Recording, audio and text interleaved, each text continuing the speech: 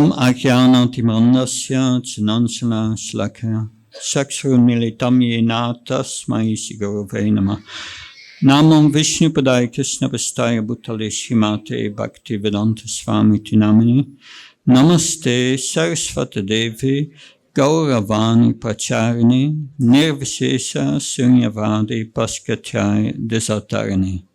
Hare Krishna.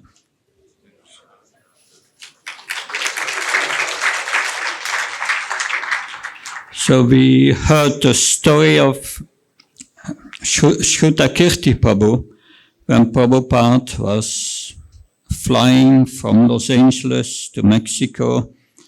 The story of this air hostess who took a little of the Mahaprasad of Srila Prabhupada from the plate, and then later it appears she had become a devotee. That the ways of how the mercy of Srila Prabhupada flows are inconceivable. Like 5-6 years ago, I was in the Ukraine, and I used to travel 2 months a year in the Ukraine, visiting all the cities. And one day I was in a city in the west of Ukraine, and the name of the city is Lviv. And I was staying in an apartment, and a devotee came to drive me to the temple.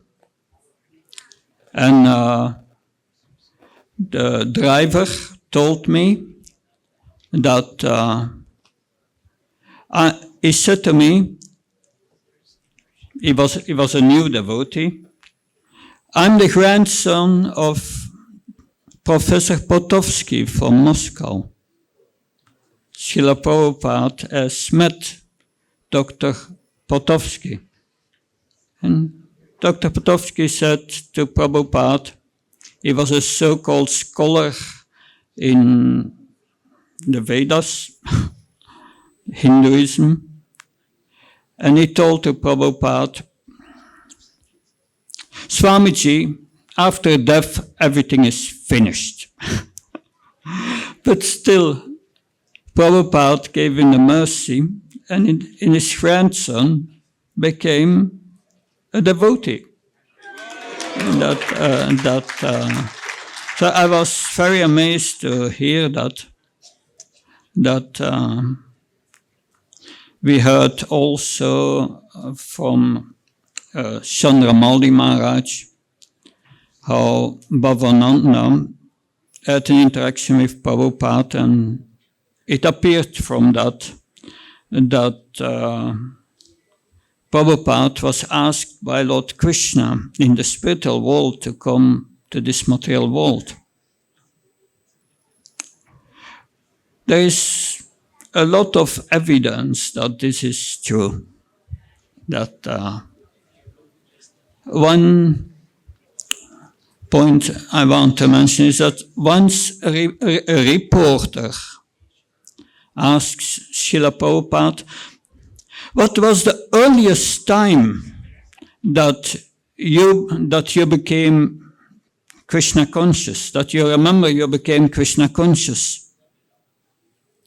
Prabhupada's reply to that was, I cannot remember any time that I was not Krishna conscious. We know that Prabhupada, as a toddler, he was brought by his parents many times to the Mulik's temple. And in the Mulik's temple you have these beautiful deities of Radha, Govinda. I've seen the deities because Bhakti Charu Maharaj many times guided devotees in Calcutta to all the places where Srila Prabhupada was staying, the Scottish College, and that's where he had his apartment, and where he had, and also the Malik's temple. Prabhupada was a toddler, was just 4 or 5 years old. And it is said that he could stand hours just gazing to Radha Govinda.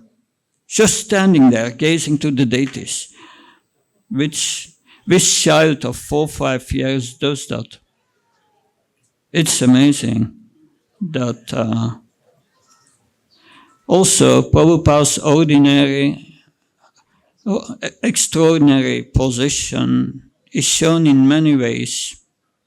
So once we know that our Guru Maharaj, Bhakti Charu Maharaj, was serving Prabhupada in Vrindavan,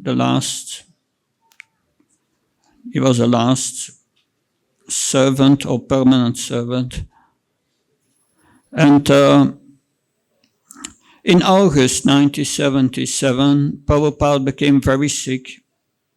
But at a certain moment, he got better.